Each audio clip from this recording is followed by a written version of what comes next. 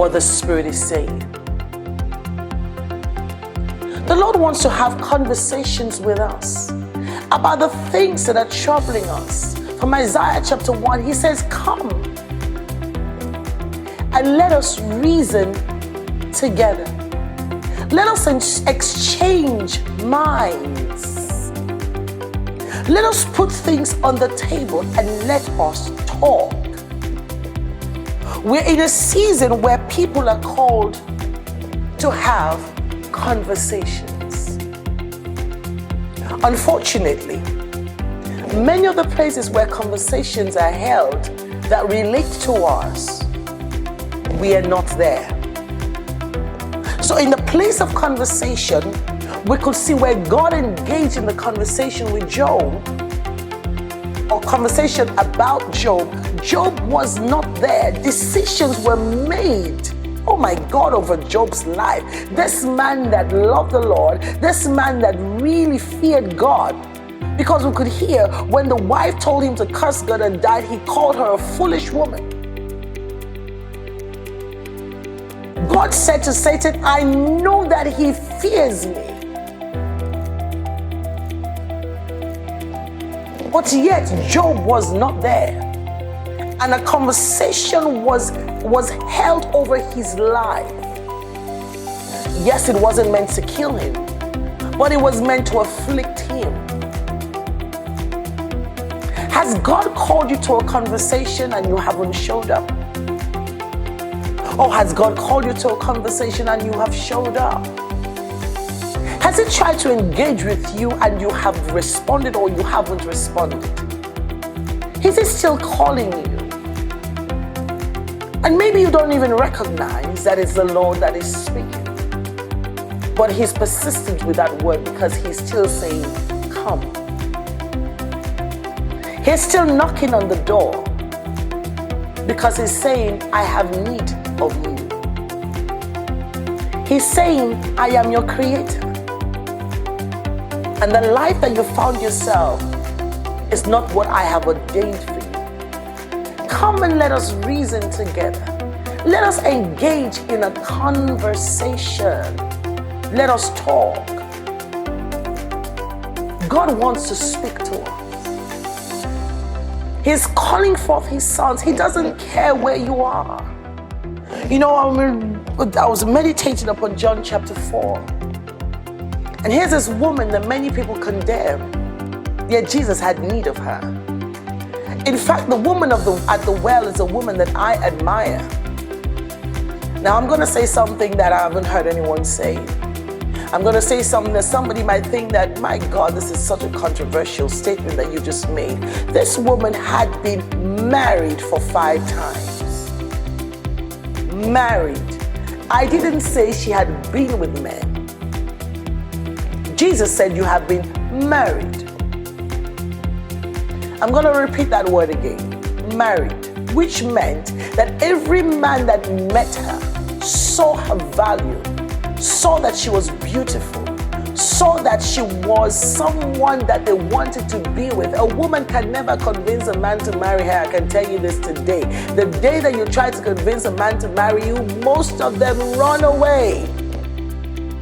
Because they see it as their place to propose. Yes, you are in the position to say yes or no. But any woman that takes that step to say, what are you doing? You can guarantee most of the times, probably 95% of the times, the men would run. This woman had been married for 5 times, which meant every man that saw her worth. Every man that met her wanted to spend the rest of their lives with her. 5 times she found security. 5 times she found protection. 5 times she had a home and a roof over her head and a man to protect her, a man to be her husband. So we now know that it wasn't the men that had an issue. There was something that she must have been looking for that she could not find. But did that stop Jesus from having a conversation with her? No. Who is condemning you? Or who are you condemning? Those things in our minds that are holding us back from hearing from God, we need to put them aside from today. You know, many times when people have been married once or twice, they go, oh my God, I'm not going to do it again. What will people say about me? This woman didn't care. She kept herself. She kept going in life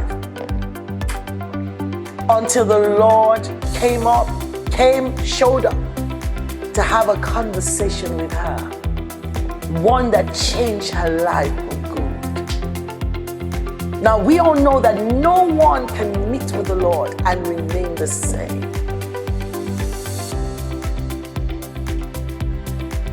Today the Lord is calling us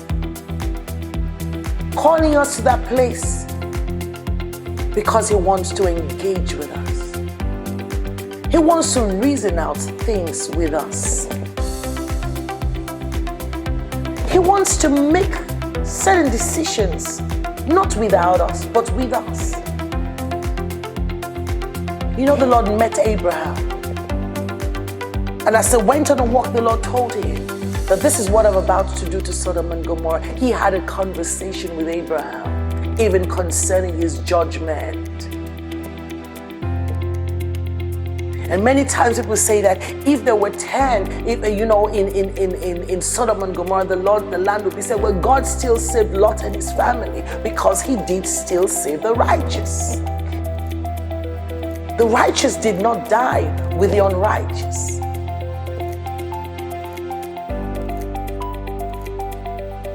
But God had a conversation. So which means that certain things, people say, oh, that's a judgment of God. God must have had a conversation with someone before He would even bring judgment. Should I do anything without speaking to my friend Abraham?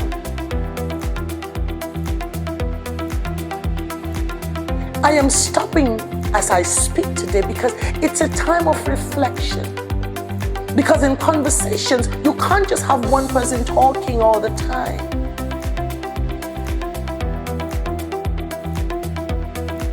There must be room for us to respond.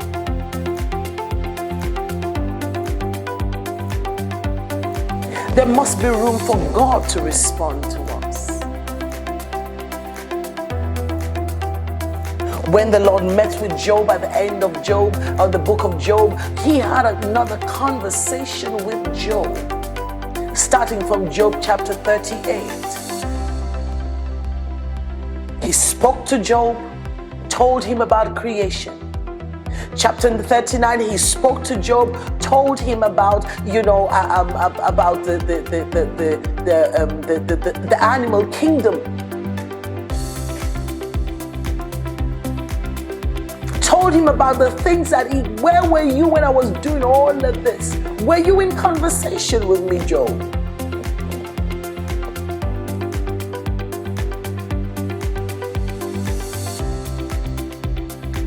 God is calling us to the place where we need to sit down and engage with Him. Where we need to sit down and hear what He has to say. It is a time for us to write. It's a time for us to make notes.